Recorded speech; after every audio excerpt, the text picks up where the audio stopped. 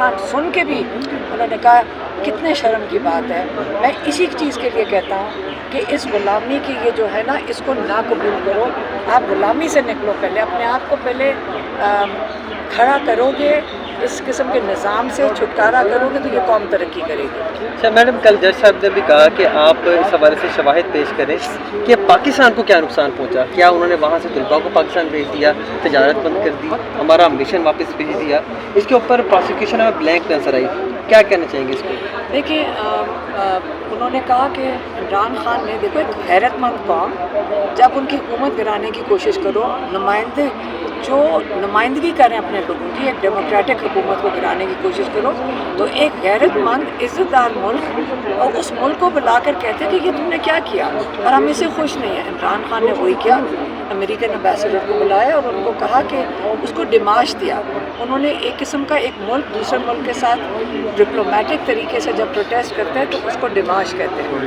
عمران خان نے پہلے ڈسکشن ہوئی تھی سیکیورٹی، ان کی جو کمیٹی یا کاؤنسل ہے اس کے اندر ہوئی تھی، پوری حکومت آن بورڈ تھی جب عمران خان نے یہ کیا. اب سوچیں یہ سارا کچھ کرنے کے باوجود آج آپ نے ان کو جیل کے اندر ڈال دیا. یہ کس نے ڈالا عمران خان کو جیل میں؟ رانا ثناء اللہ نے کیس کیا تھا نا، شیطانی تو رانا ثناء اللہ کر کے گیا. آج اب آج وہ ویسے منسٹر بھی رہتے ہیں. دیکھیں ججز کے اوپر اب ہیں، ججز کے اوپر ماشاءاللہ کل ججز نے بڑے اچھے سوال پوچھے. آپ ان کو بھی سمجھ آ رہی تھی کہ ملک کی عزت اور غیرت کی تحفظ کرنا ججز کی ذمہ داری میں ہوتا ہے. تو انہوں نے کل سوال پوچھے، لیکن آج دیکھیں آج پروسیکیوٹر کہتے کہ اللہ ان کی والدہ کو اگر صحت یاب کرے، لیکن ہم یہاں 200 لوگ انتظار کر رہے ہیں، 250 لوگ یہاں بیٹھے ہوتے کورٹ میں، سارے پاکستان سے لوگ آئے اور آج انہوں نے کہا جی وہ پروسیکیوٹر ہی نہیں آیا. اب ہم امید رکھتے ہیں کہ ججز نے کہا کہ کل پھر بھی فیصلہ دے دیں گے اگر پروسیکیوٹر نہ بھی آئے. اچھا، رؤف حسن صاحب کے ساتھ جو واقعہ پیش آیا اس کے اوپر خان صاحب کا کیا موقع؟ آج تو بہت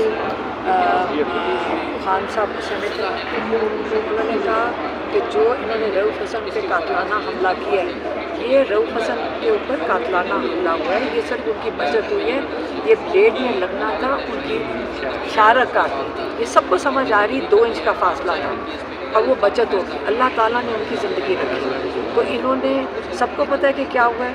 اور عمران خان نے کہا ان کے اوپر FIR درج کرو اور ان کے اوپر کیس کرو، اور وہ اس چیز پہ کافی بہت سخت ناراض تھے. لائیو پیشی کے حوالے سے انہوں نے پھر درخواست کی ہے کہ میں خود بولنا چاہتا ہوں اور لائیو اسٹریم کیا جائے. وہ تو دیکھنے کی بات ہے نا کبھی یہ تو کئی دفعہ درخواست کریں گے عمران خان، وہ لگے رہیں گے. اب دیکھتے ہیں کہ کب ان کی آواز سننے کے لیے لوگوں کو ملے گی. بہت شکریہ madam, thank you very much. Madam Aleema Khan sahab ہمارے ساتھ